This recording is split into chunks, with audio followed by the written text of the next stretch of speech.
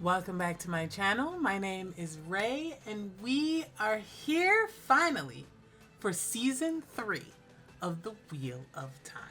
Whew. Are you ready for episode 1? Are you ready for the whole season? I am. So I had to wait until this weekend because I work, so I didn't have time to record on the 13th for the first 3 episodes. So I'm going to try and watch at least 2 today and then maybe 1 tomorrow. I'm super excited, y'all. I have been waiting for this season for so long. So, as you know from my YouTube, I have been, at the time of me recording this, I have been releasing the rewatch I did of season 1. I actually did the rewatch of that a while ago. Like, I actually did it in the lead up to season 2, and then I watched season 2 fresh. So all of my reactions to season 1 are rewatches, but all of my reactions to season 2 are first watches. I'm just only releasing them now because it's taken me a long time to get around to editing them. So I'm going to be editing season 2 down. Everything is up on my Patreon. But I'm going to try and pump out season 2 over the next 2 weeks on YouTube. At least. And in that way, I can start season 3 relatively in time with the rest of you all. So I'll be a couple of weeks behind for season 3 on YouTube, but on Patreon, I will be releasing them pretty much as soon as I record. So you guys on Patreon, if you're on Patreon, will be getting the first 3 episodes over the course of the next week and a half or so, 2 weeks. And then I'll be caught up to watch in real time. So you guys are going to get all 3 episodes early, and then I'll be watching episode to episode for the rest of season 3 on my Patreon. And then YouTube will be about 2 to 3 weeks behind. So that's what I'm aiming for. That is what I'm aiming for. So I've got a lot happening right now. I'm super excited to get into this season. I know this season is going to be good. This season is largely adapting from one of the best books in the series, book 4. There's a lot, obviously, that I have mentioned. If you haven't watched any of my reactions before this, I'm a long-time fan of the books. Obviously, I have the full, all of the books over there on my bookshelf. Sorry. Here at the top of this bookshelf. But I haven't read the books, done a reread of the books in a very long time, over a decade. So while I remember some stuff, I don't remember everything. There's little nuances that I've forgotten. It's been literally over 10 years since I last read the series.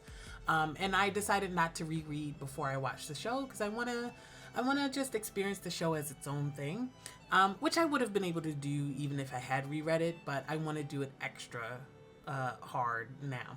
So I'm going into this remembering some stuff, not remembering everything. I'm going to try and let the show stand on its own 2 feet, which I think it has done relatively well. It's its own thing. It has a lot of differences, and that's fine with me. I don't mind differences in adaptations as long as it makes internal sense, which for me so far, for the most part, the show has made internal sense. So I don't really have too many big complaints other than I would have done some different things, especially in season 1. I would have done some different things. I think season 1 has been the weakest, and season 2 was much stronger than season 1. So I'm hoping that we'll continue this upward trend, and season 3 will be impeccable. We've brought in a new cast member. We've got Shohreh Aghdashloo playing Elida. Again, I have never read that glossary, so I don't know how to say anybody's name until they say it to me. I'm so happy to see Shohreh. Obviously, I know Shohreh most from The Expanse, which I've watched all the way through on my own before the channel, so I don't have any recorded reactions to it. And I love her as Christian Avasarala in that. And then she's been in a bunch of stuff. I mean, she's like a staple in the sci-fi fantasy world. So I'm excited for her to come into the Wheel of Time world too. We online on Twitter of Time, Twitter of Time kind of manifested Shohreh being part of the cast. Because they were like, yeah, you would be perfect as Katsuane, right? And, you know, they were like, you know, messaging her and then messaging Rafe and just really pushing to have her brought in as Katsuane and like fan casting her. And obviously Sheree is an impeccable actress, so she could drop into any world that she wants and really eat. But instead of Katsuane, she's going to be playing Elida, whatever, Elida, which is an interesting choice. I'm excited to see what she's going to do with this role, because I know the gist of her character from the books. Like, obviously, I know who she is and what she represents and thematically what she does for the story. But I'm curious to see how Sheree is going to play it, because all of the, let's call them antagonists in the series, have been slightly more humanized, or we've been focusing on them quite a bit. Some would say to the detriment of the story. Not me, because I've enjoyed the focus on the villains and the antagonists, personally. And we've done a lot of focus on them, and they've been quite well humanized. So I'm excited to see how they're going to do the same for Elida. Sorry, I guess spoilers for the fact that she's going to be an antagonist, but I think it's pretty clear she's going to be an antagonist for new viewers. But you don't know the full story with Elida, so I'll keep it vague with the full kind of spoilers on her. Yeah, anyway, I don't want to talk anymore. I just want to watch the first episode. Let's get into it. All right. The sitting of the hall. What if the others are working with Liandrin? Let us stand with you. And she has a plan for the rats. We are ready, Aybara. I don't think we are. Liandrin Sedai will speak for the Reds today, but you will not hear her. Yeah.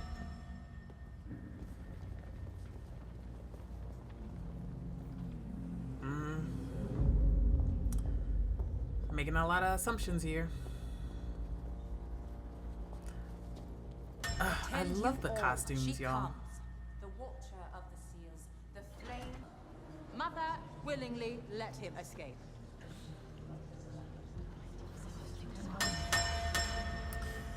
All right. If you had proof that Putting these all our eggs on the accusations table. are true, then the hall That's had not no right. choice but to restrict my authority. All our to cards on the clear table, evidence, all our or eggs even in a to basket. accuse me. Sorry. Mix my metaphors there. I know what most women in this hall do not. That you, Liandrin Guirale, can break the 3 oaths. You have sworn yourself to the shadow. You are a dark friend. Not the gag over by the Yellow Sisters. What she will do to silence me. I tried. You dare use the power against your sisters in this hall. Ooh, it's escalating, y'all. Black Arja before you die. Ooh. You're right. I will. Well, Join me.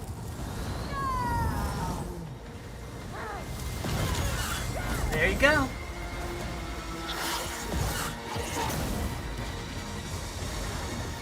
Well. Oh, shit. Oh! God damn! Oh, baby. You're too afraid.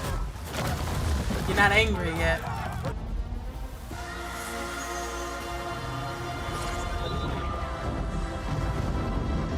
I love magic in shows, y'all.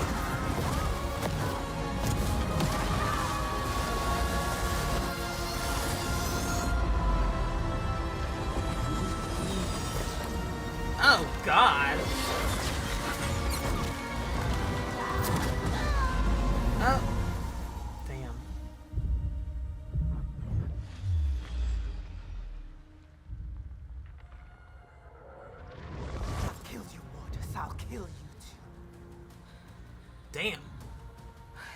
feel it. I can feel them dying. It's so good. She's black-hearted too. Yeah, it's not just the reds. Think it through.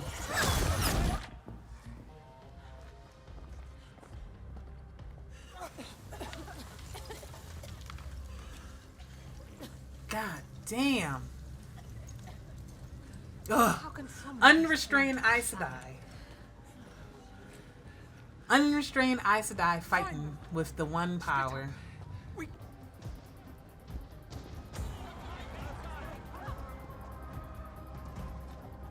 Oh, one sister against like 7? Oh, buddy.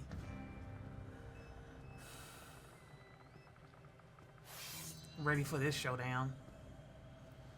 But there's just the odds are very much stacked against her. There are way too many sisters here. Oof.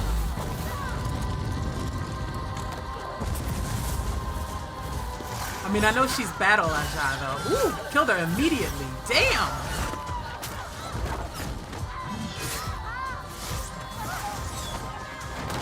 Damn.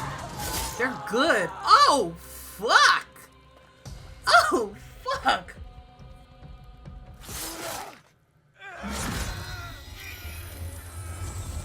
Woo.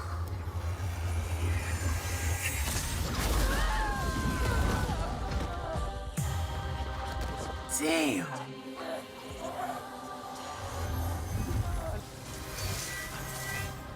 Oh, shit. Damn. Yeah. Kind of saw that coming. Because he was not in any of the posters. I can't feel it. Tough. No! No! No! I did notice that they had to change the actor. I think the actor didn't come back. So they had to change. She's breaking through. Screw what Liandrin. How did she? She didn't. She's still shielded. Who? Is it Moiraine? Is it her boo? Oops, she's out of the shield now, though. Yeah, kill these bitches. Is it her girl?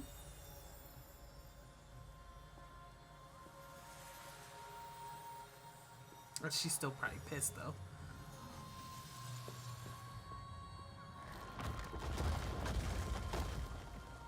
But she still loves her. I mean, she's pissed. And she has a mission that she's following, but she still loves her. Dear. Why, dear? One of the most powerful Sa'angrealas there. Ooh, I love Egwene in these, this outfit. Oh, Calendar. Manchima y Sunday Manchima. He's still talking in the old tongue? Carry on.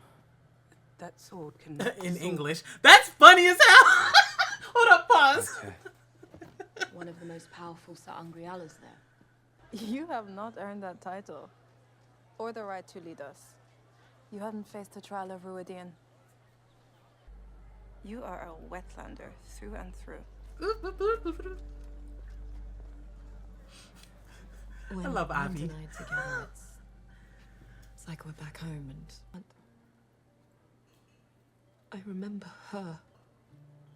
Manfia. Rena. I'm trying to forget. Oh, Rena. Oh, fuck. I think I'm alright, but then... Damn. That's tough. Yeah, she went through a serious fucking ordeal. Damn. That's tough. That's tough.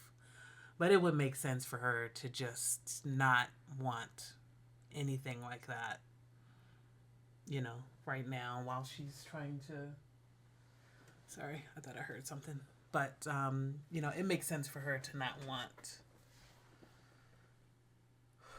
any kind of physical intimacy after how weird Rena was and the ordeal she put Egwene through. Like, I get it. I get it. Rena, I'm trying to forget. And I think I'm all right, but then She's back there. every in the cell. night I see her in my dreams. But I blew the horn of Valir. Whoa, wait. That was you? Matt Cauthon from the Two Rivers? Yes, that's me, Matt Cauthon, hornblower, hero The way he of is the ages. blabbing, it's gonna be all over the city. This is insane.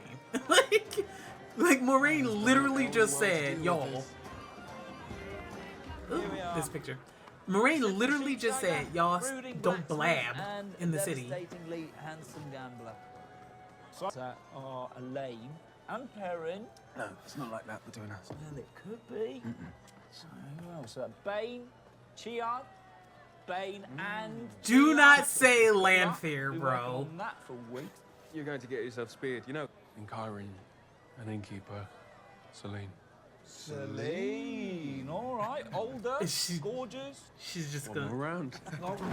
Is he just gonna say Celine and not mention the fact that she was Lanfear? Buddy. That's so. Is that Lanfear? Rolling up? Is she just gonna roll up and say, hey, what's up, Rand? This will be so fucking The Black funny. Archer stole our most powerful weapons. We still don't know where they went, or if there are more of them. Seems that the last battle grows ever closer. And I know that you believe in the dragon reborn, Moiraine. But you really need to ask yourself, can you believe in Randall Thor? Yeah, because you can't pretend like he's an idealized figure. You do He's what just you're doing. a kid All these who's people trying are to looking figure to out his life. Asking what's next. You do it so well. Do I? You don't give yourself enough credit. You don't give yourself enough. No, I'm not Is a that leader. Snakes and Foxes? Don't have it in me. You see, you guys. Like I know the other chosen. You know these kids. You know what will make them hurt, what will make them leave him behind. You think I will hurt them? To get him to do what we want? Yes.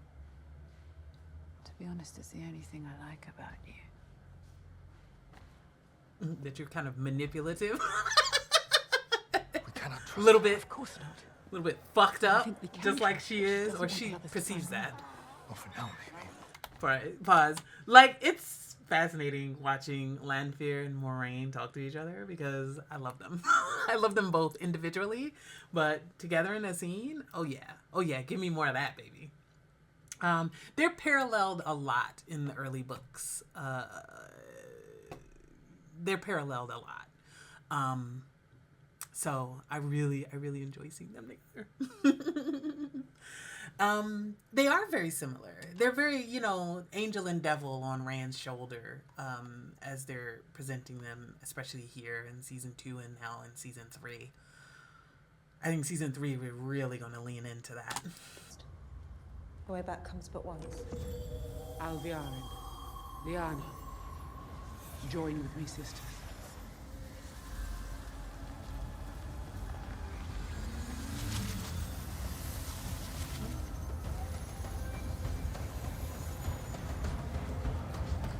All right, let's go. Let's do it. Is she going to have to face Rena again in one of these arches? Oof.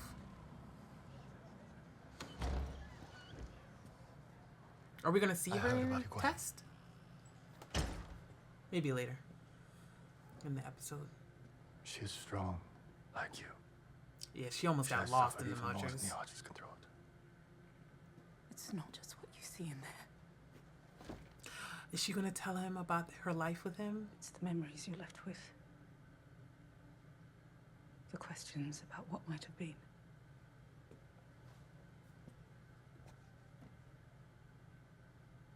We'll be happy then. Oh, she's already told him. You don't have to lie to me. Yes. Right up until everybody got murdered. And no. Elnor, she was perfect. Some memories have faded, but I know that. But we've both given up what we really wanted. It was a little bit empty. It wasn't doing that again? the right way. By staying with Ren.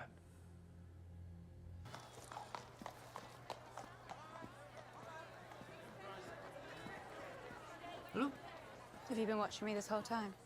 The Cauthon has no use of me. And this wetland city is not safe. I can look after myself. Do you want me to go? You can take this if you like. Yeah, carry this bushel. Carry this bushel, baby. For my last night of freedom. It may not be Usquai, but I'll try my best. You make it sound so simple. It's not. You can start by not making an enemy of Avienda. She's made it very clear she wishes anyone but me was the Cauthon. And yet she's still here. Yeah, she'll still... You need a loyal army. Who better than the Aiel? Make them believe in you, and they will follow you to the ends of the earth. It's time to step up, sir. So will I. I think you're a bit hasty to speak for your nation, though, girl. You should say, as long as I am in control and in rule. Because if you get killed, then who knows where the country's gonna go.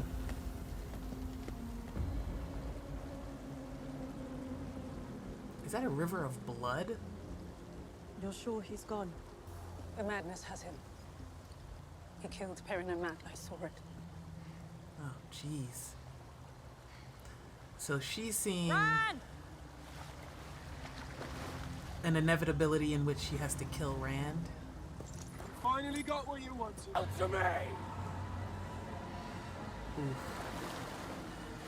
The way back will come but once. Mother, what do you want us to do? So where do you really want to go? Home. Home? Yes. To the two rivers? Yes. There are people I can trust. And what will your army of farmers do against the Shadowspawn? What will you do when your two rivers run red? When the waters are bloated with the swollen bodies of your family and friends? And yeah, everybody that you know. Do you really want to put them in danger? Rand, you're not a child. You are the Dragon Reborn. There is no homecoming for you. Not now, not ever. Out. My duty is to the light, not you. She just wanted the ring so she could come and go.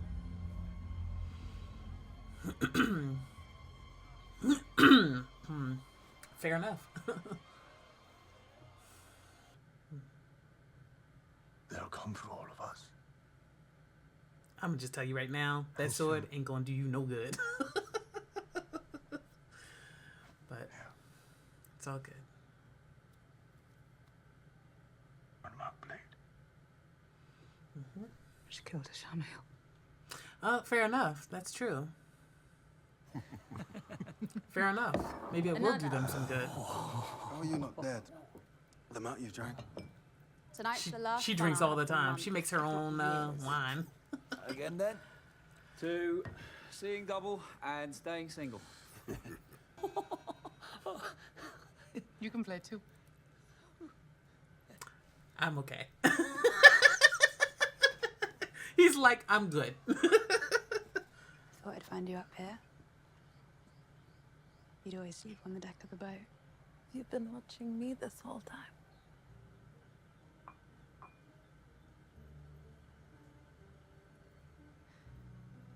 Avienda.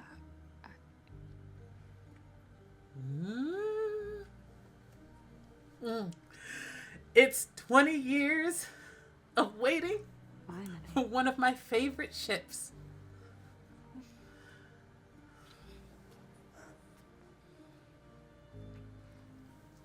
Oh, I know some people mad, and I don't give a fuck. Listen, the sexual tension between these two in the books was crazy. Crazy. Ugh.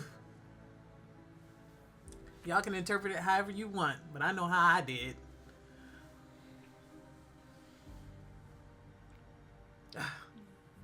So good. So good. Oh yeah, that shit is not healing. Oof. What was it like in the Arches?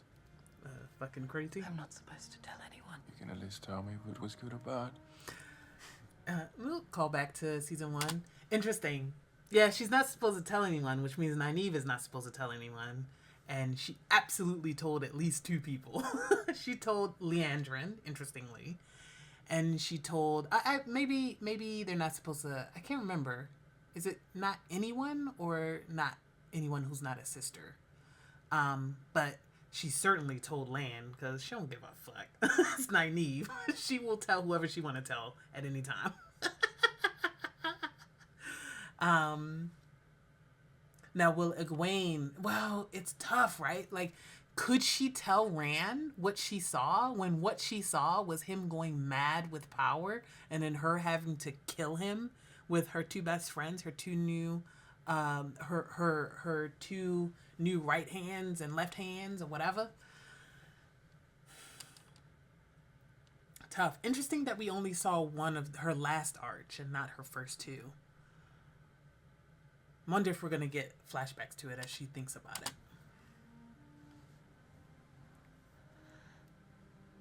It was. What's she gonna say? It's terrible.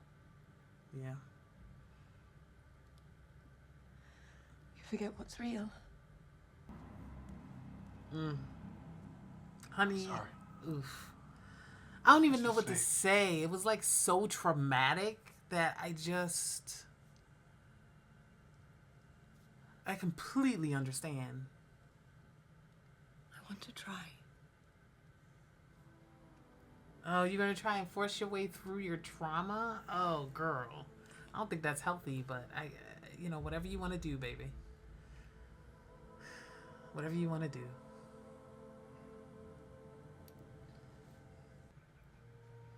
And Lanfear's in the city, so you know she's traipsing through everybody's dreams. Is that her behind? Oh no. Who's that?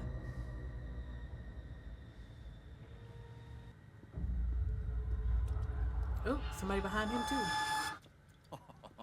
Oh God, that was just Nynaeve. Jesus.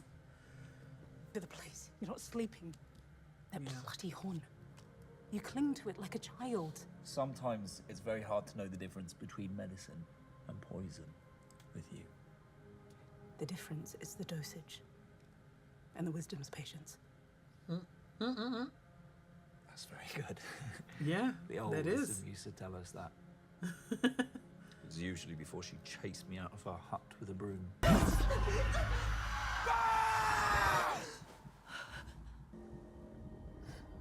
Dreaming? Is that really happening?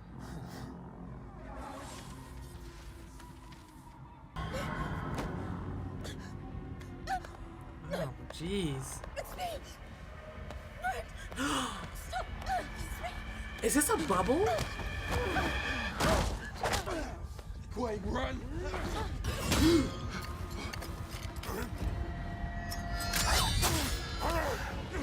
Oh, God.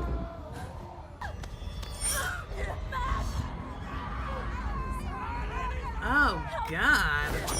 Everybody's getting fucking stabbed up.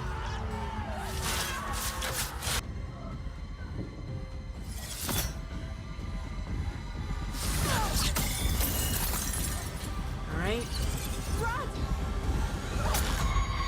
Oh, fuck.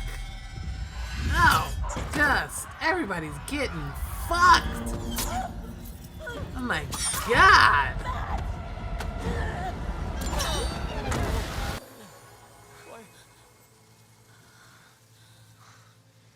Oh God, she like forced him to wait and not help them. Oh God, to push them into leaving or push him into leaving them behind, something like that. God damn. They found us, didn't they? The Forsaken found us. They didn't touch her. She was stabbed 11 times. Oh, by whom? fuck. An assassin. Grey eyes, blackened fingers. He walked right through the inn without anyone seeing him. Yeah, that was Grey man. Mogedian. There is only one Forsaken. can create them. Get Rand out of the city now. It's like, so that wasn't her. So some of it was her and some of it was not her. This happened because of me. They totally set them up. That was so fucked up and crazy. Like, no one was supposed to be harmed. Meanwhile, everybody was bleeding and broken. Terrible. Terrible. Terrible.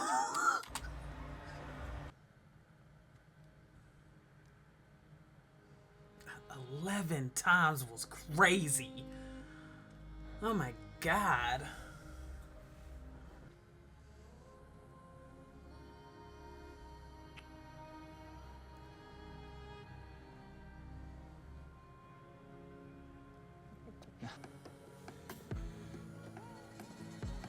Have you ever noticed that the White Tower looks like a massive... Indeed, we have noticed. Especially at counterpoint to certain other areas. All right, we're splitting up the band. I thought you would have gone with Perrin. Or Elaine. You are the Karakaren, whether you or I like it. My duty is to you, as yours is to your people. I'm only going to ask one last time. Do you want to be Grey, Shaitan?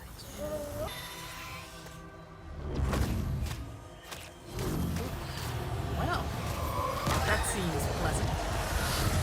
Oh, God. Oh, look at that.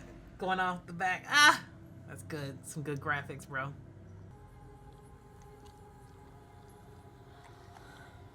Weird. Oh, weird. I have someone I need you to find. Is she gonna put that in her own mind? Thank you for not doing that, girl. Oh my god. Oh, what a premiere. What a start. What a start. Oh, so much. So much is happening. Obviously we're just starting off. They released 3 episodes because usually they do like a 3-episode arc at the beginning of the series. Or I think in the case of the first season, they did a 2-episode. It felt like the first 2. No, the first 3 episodes felt really, full too. So fair enough. But anyway, it kind of gives us like a full almost arc in and of itself in the beginning, and then we get the rest of the season in single episodes. So this is like act 1 of act 1, if that makes sense. It was great. It was a great start. Very much set the tone for the season. We have our stakes. We understand where all of our characters are. It's been roughly a month since the end of season 2, or at the very least they were on a boat for a month. I guess we don't know if there was time between when they got on the boat and before and when they left Falm, but I'm pretty sure it's implied that it was a month's boat sail from Falm back to Tarvalon. And they have had that time to kind of get acquainted as a full group, understand each other, bond in different ways or not bond. We of course have shifting dynamics with the team. We're seeing a lot of changes with our characters, and they're just not the people that they were before, which makes sense. It's been like a year and a half of time, maybe even 2 years, very soon. And so there's just so much that's happening, and it's all like traumatic and awful. I like that we kind of are exploring Egwene's PTSD from being enslaved and being abused, and the brainwashing attempts by Rena, and just how much trauma she would just have from that. And it's even affecting, her intimacy with Rand, and even without that, she's just too different now. And I think that neither of them are ready to talk about it or admit it, that they are different people. And they're clinging to the familiar in a nostalgic way, in a way that makes sense to me. But I think for sure this is going to be, the next few episodes are going to be the last that we see of Egwene and Rand. I think it's time, and I think they both know it's time, but they're just not ready to admit it yet. But they'll get there. They'll get there. But I really, really like that we had a sit down with Egwene, Nynaeve, and Elaine, and really just had her have the space to talk to these two women that she trusts completely about what she's feeling, about the changes in her because of the trauma that she went through, and how it's reflected in every part of her decision making and the way that she interacts now with the other Aes Sedai, like the way that she would be very different. I think pre-Shan, when it comes to talking with the Amyrlin. The decision to become an accepted for the sole purpose of being able to leave the tower freely and be able to return if need, but no longer having the same faith that she did previously in the tower because of not just her own experiences, but what she's now witnessed in the tower itself. The fact that there are Blakaja all over the place, the fact that the tower is splintering and is falling apart from the inside, as she mentioned, tearing itself apart from the inside. We can't trust the tower anymore. We can't trust that it's the right place, at least as far as Egwene is concerned. She chose, I think in her mind, she chose the tower over Rand, and it ended up with her being enslaved.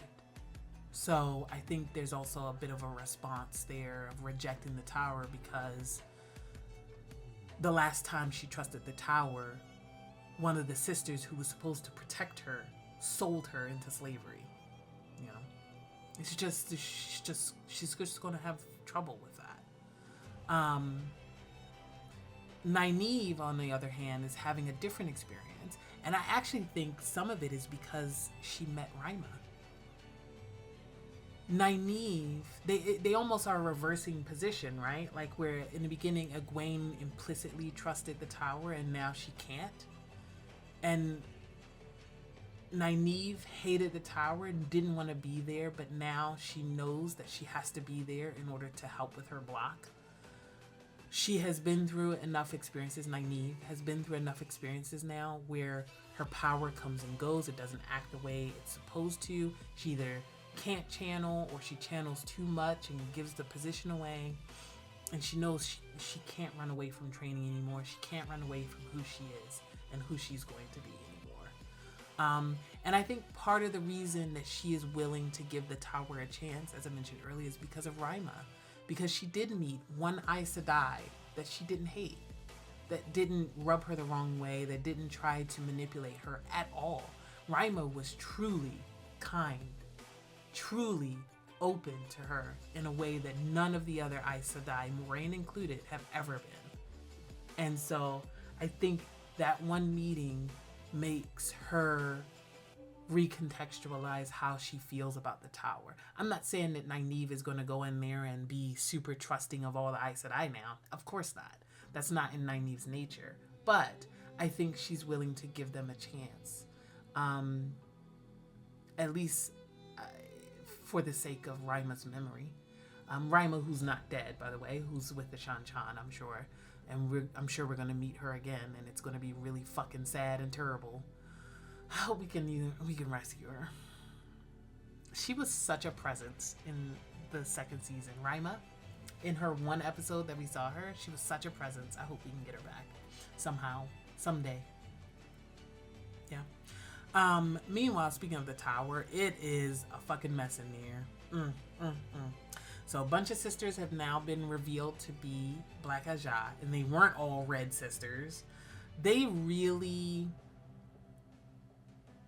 really so blind And they did this weird thing where they ostracized. Listen, I'm ACAB as ever. And since Reds are kind of like, you know, fantasy cops, I'm going to be ACAB about them a little bit too. But at the same time, I need to divorce that. And let's talk about the Wheel of Time in its own world. It's insane that anybody believed that the only place the Black Ajah could rise was in the Red Ajah. That's ridiculous. That's ridiculous. Why would the Black Ajah even want that? The Black Ajah, it's a spy organization, basically. Why would you, as a spy organization, only put all of your spies in the police force? That would give you nothing. That would garner nothing of worth. You have to, as a spy organization, you would want your spies to be all over the tower. You would want them to be operating all over the tower, all over the city, all over the world, in different professions that people just will never suspect, you know? So just logically, it doesn't make any sense for them to be like, oh, no Reds in the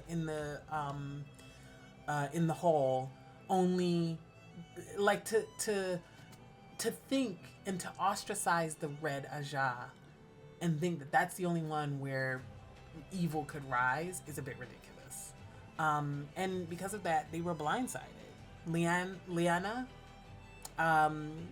Siuan, everybody. They were all blindsided because of that. And they paid the price. A lot of sisters and a lot of warders just fucking died. Speaking of, including Ivan. Oof. Now, I did obviously notice that it was a different actor. And so they had to replace the actor. The old actor didn't return to the series for whatever reason, scheduling conflicts, I don't know. Slight spoilers for the books if you don't want to know this, but in the books, it's actually Maxim that dies and Ivan that lives. And so they reversed it. We could sit here and talk about the optics of the fact that all of the dark-skinned black people are either evil or dead or torturously captured and stuff like that. It's all bad, and they definitely need to address it in future seasons. If we get future seasons of The Wheel of Time, they really, really, really need to do something about the colorism problem in the show. But that aside, talking purely about the story, I actually like that Ivan dies instead of Maxim. And there's one reason why, at least for the show. In the show, it's been established that Ivan, Maxim, and Alanna as a throuple are actually centered around Ivan, where Alanna is in love with Ivan and Maxim is in love with Ivan, and Ivan loves them both, but they aren't really, Ivan and Alanna aren't really in love with each other. They kind of both want to be with Ivan, and since Ivan loves them both, they, I don't want to say tolerate each other, because I do think that they love each other in like a friendly way, but they're not in love with each other. Does that make sense?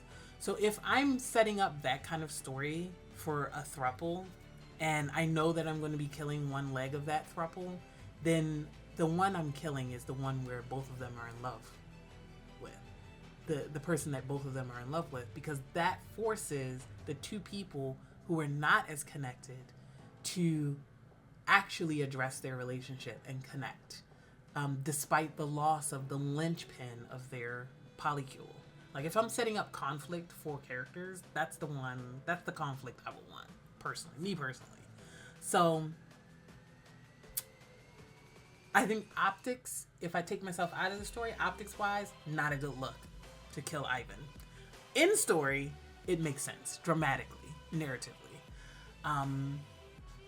We'll see how it plays out. But I think it'll push Maxim and Alanna into an interesting, direction, as they try to relate to each other without being able to have Ivan be the bridge between them. It could go either way. It could either make them bond stronger, or it could splinter them apart. And both of those narratives would be interesting, at least for me. We'll see how it goes. Let's talk a little bit about Perrin. I want to talk about Perrin. Perrin obviously still struggling a lot with the murder of what the hell was the White Cloak's name? Sorry, I can't think of his name right now. It's on the top of my head, but I can't think of it. But you all know who I'm talking about. Bourdain? God. It's been a little while, so names are escaping me. But he's struggling with that. Again, a moment of rage and violence in which he killed somebody, except this one was a little different. Like, his wife was obviously his wife, and also it was an accident. Like, he turned with the axe and accidentally hit her. This one was just straight up. He went into a rage. He flew into a rage. He grabbed a weapon. He ran up on this dude and he hacked him to death. It was crazy. It was wild. And obviously he was pushed to that because of the death of Hopper. But from the outside, it looks like he just murdered this man for a dog. Like, that's what it looks like. I mean, he's in this John Wick era. And everybody's looking at him like, what the fuck? But we know, of course, that wolves in the Wheel of Time universe are a little bit more than just a dog, more than just a pet. They are, in fact, sapient creatures. They are sapient and sentient creatures almost. So they deserve to be treated as if they are, in fact, individual beings. But only somewhat sapient and sentient. But they don't speak our language. They don't speak human languages. But they are, in fact, thinking, feeling, autonomous beings.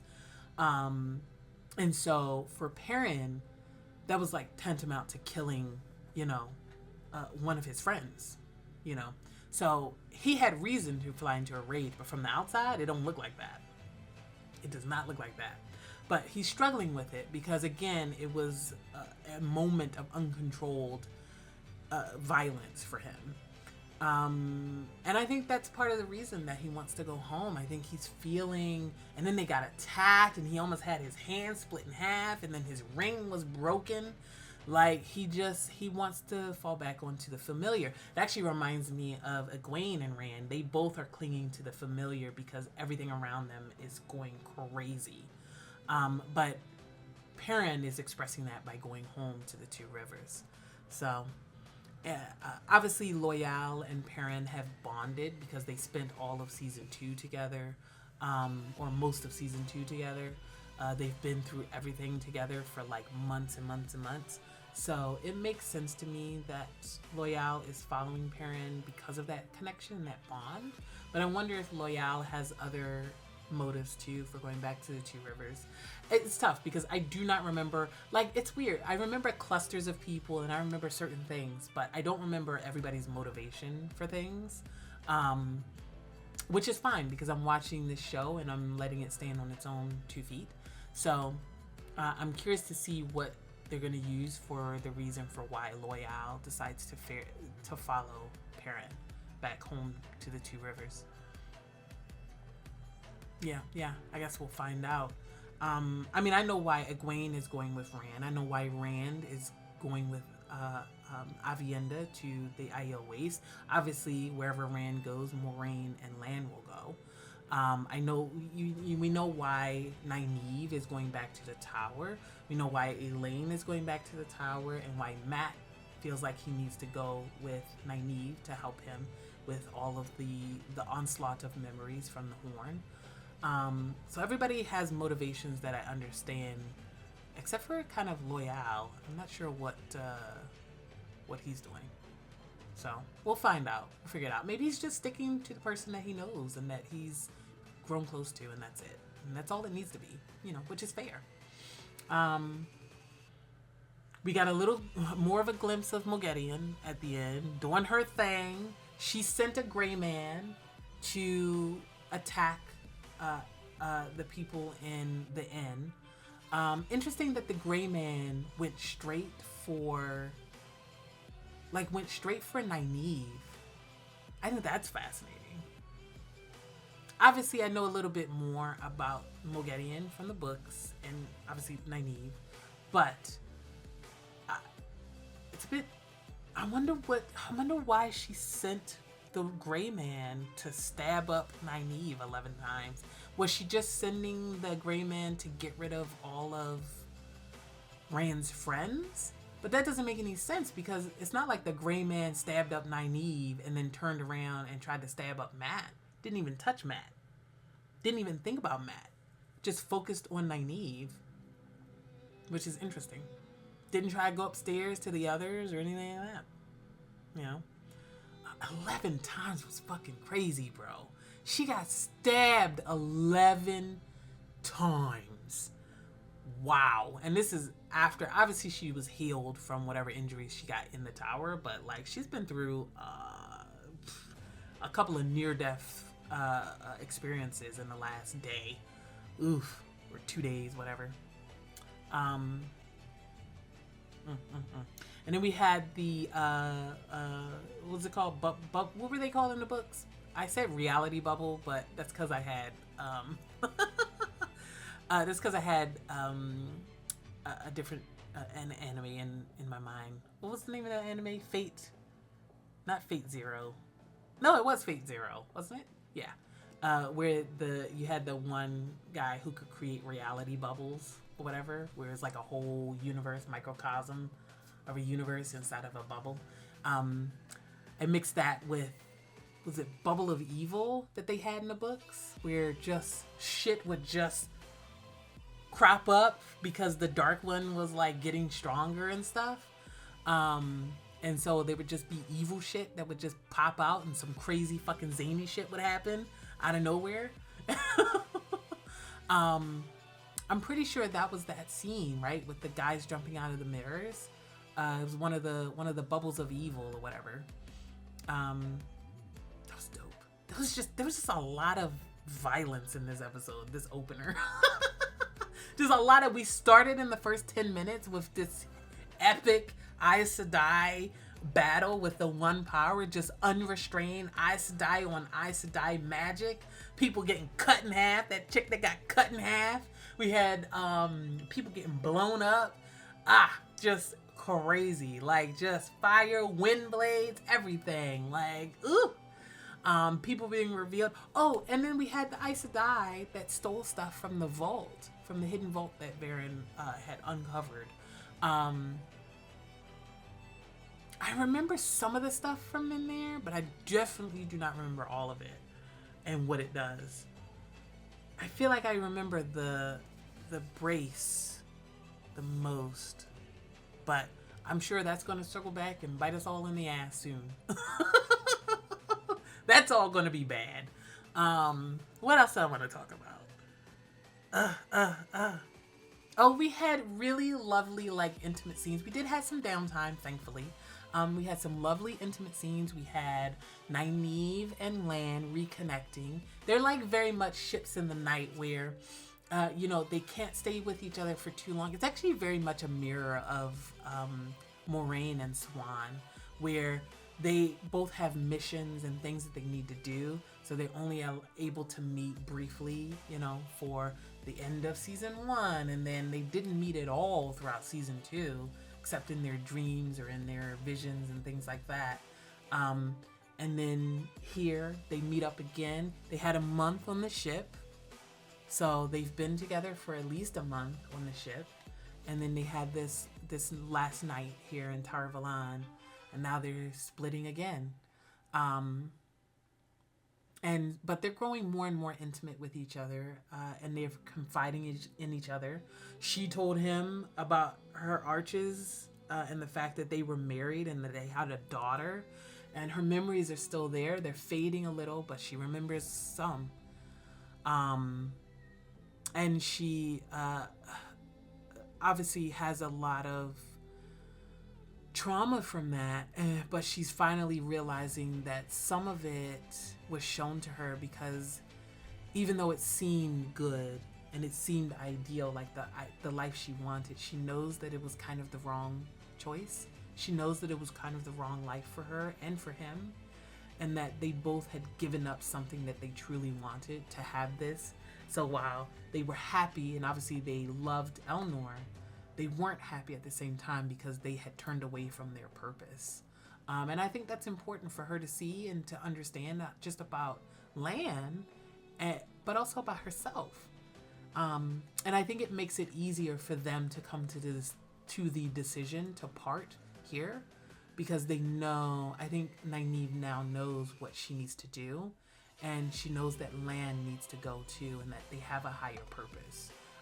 They've been called to a higher purpose, as Siuan had said to her in season 1, you know? I think Nynaeve now understands that. And so you have this really sweet, intimate scene where they're talking, they're confiding in each other. He's telling her about this old sword that was power wrought. And I guess, yeah, I was like, I don't know if that sword is going to do you any good. I still don't think it will, but at the same time, it can. We know that it can cut Forsaken. And it can do damage to a Forsaken. But at the same time, you'd have to be... the problem with Ishamael is that he was kind of suicidal. His whole thing is that he's suicidal. He's like perpetually suicidal. Like, I don't think the other Forsaken are suicidal. So I don't think it's going to work the way that they think it is.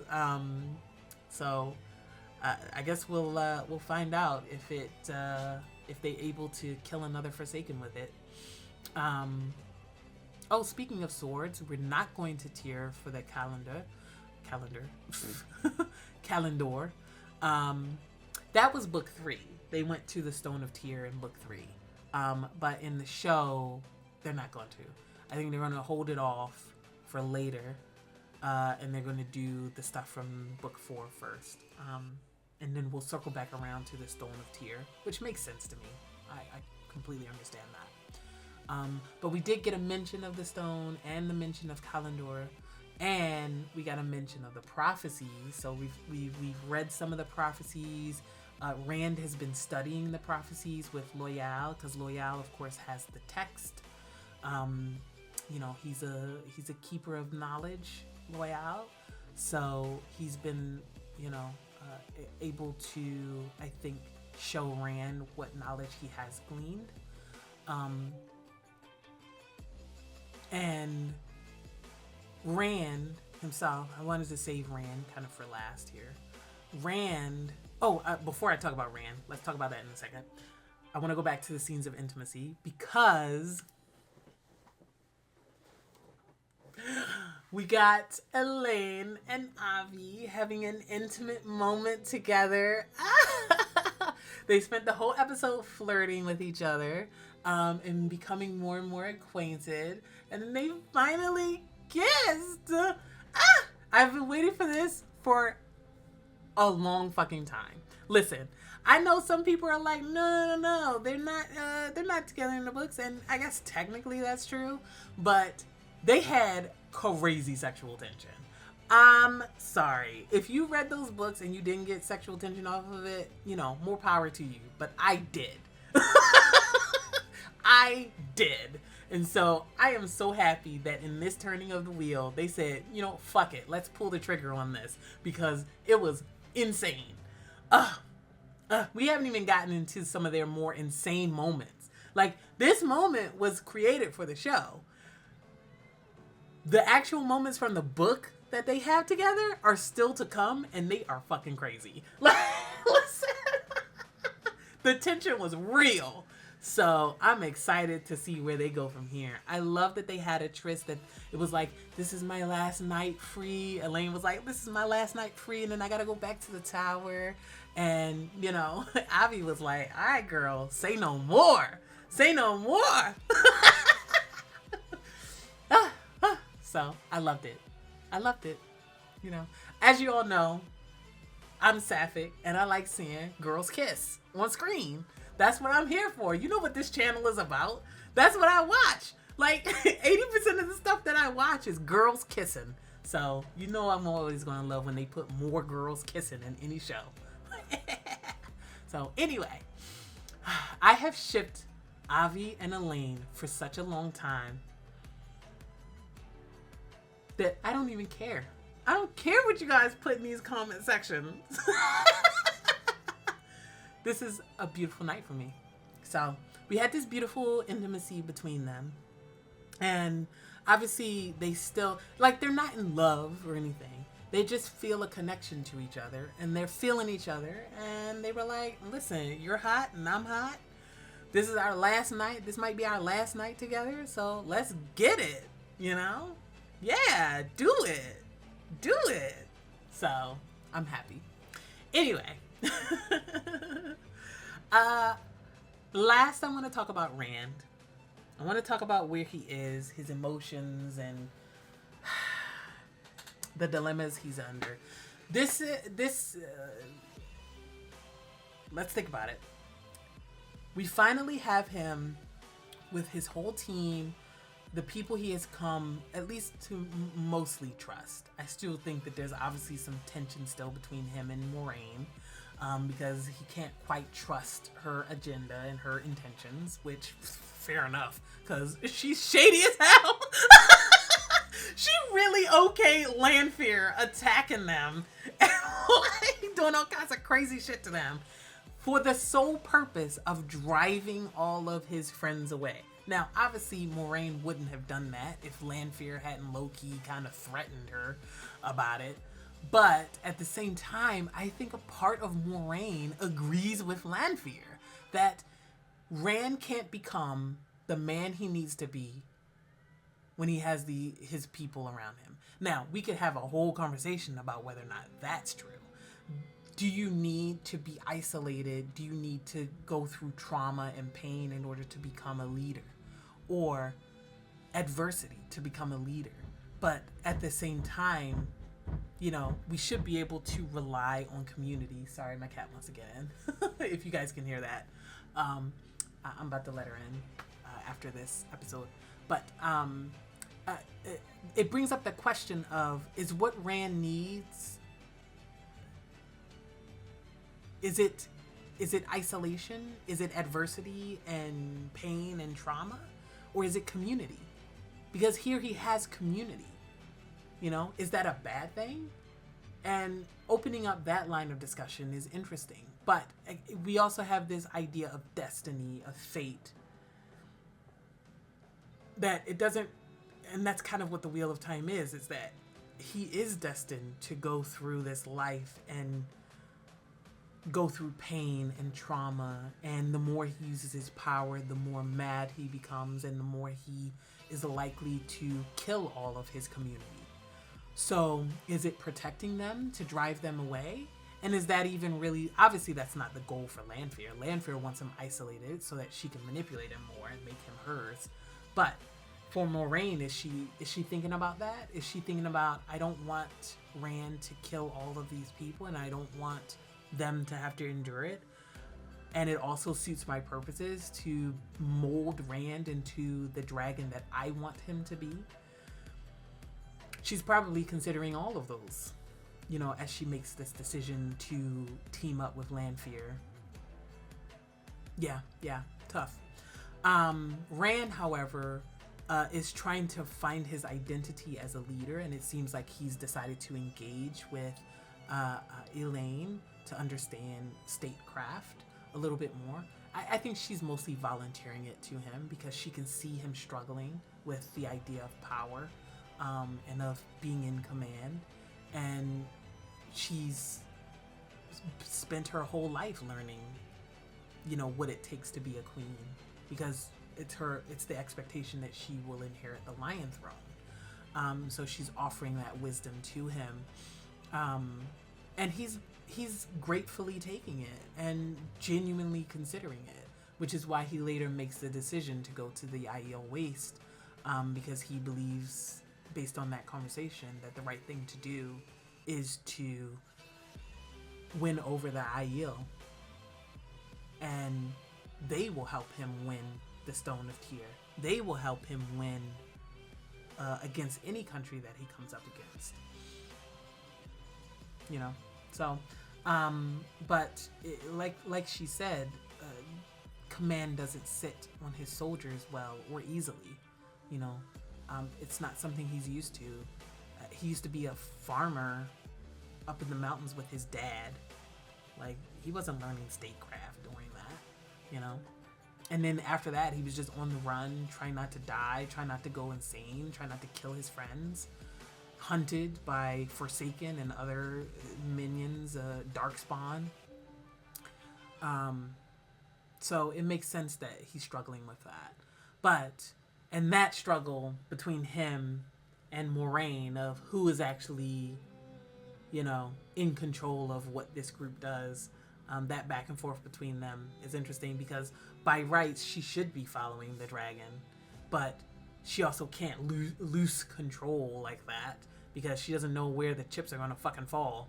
So, so she still manipulates him. So technically right now, Moiraine is still a bit in control because she did all that stuff with Lanfear. But Rand took back control a little bit by, instead of going to Tyr, he's decided that they are going to go to the Aiel Waste. So I like that. I hope we continue with the back and forth between them throughout the season as they kind of power struggle a little bit as Rand starts to come into his own as a leader. So, all right, that's all I want to say for the first episode. Let me know what you guys think. How did you guys feel about this opening? Are you guys optimistic for the rest of season 3? Are you optimistic that we're going to get a season 4? I'm hopeful. I'm really want this series to get the full season run that it needs to tell a truly incredible story. I hope we get all 8 seasons because I think they planned for like 8 seasons. I really hope we get all 8. Fingers crossed, y'all. Fingers crossed. So I think this season will be pivotal in deciding whether or not we continue beyond it. But I'm excited to get into the rest. All right, we'll go ahead and leave it there. Let me know what you guys think. Feel free to like, comment, subscribe. Go on over to Patreon if you want full-length access to this episode as well as early access to future episodes, full-length access to other shows that I watch. I got a lot of Sapphic shows that I watch. I'm also starting, if you like Chinese dramas, C-dramas, I also watch those over on my Patreon. I've got the full series of Till the End of the Moon, a fantasy Chinese drama, which was fantastic. Dark romance, enemies to lovers, love it. And I just started another C-drama, Love Between Fairy and Devil, another fantasy one about a fairy and a devil king who fall in love with each other. A heavenly fairy and a devil king who fall in love with each other. Very Romeo and Juliet between them. It's a romance, so that one's more of a straightforward romance. So if you're interested in that, I also have a bunch of other queer stuff that I watch if you want to check that out. And I've got more to release as the year continues on. So, all right, I will see you guys in the next one. Bye.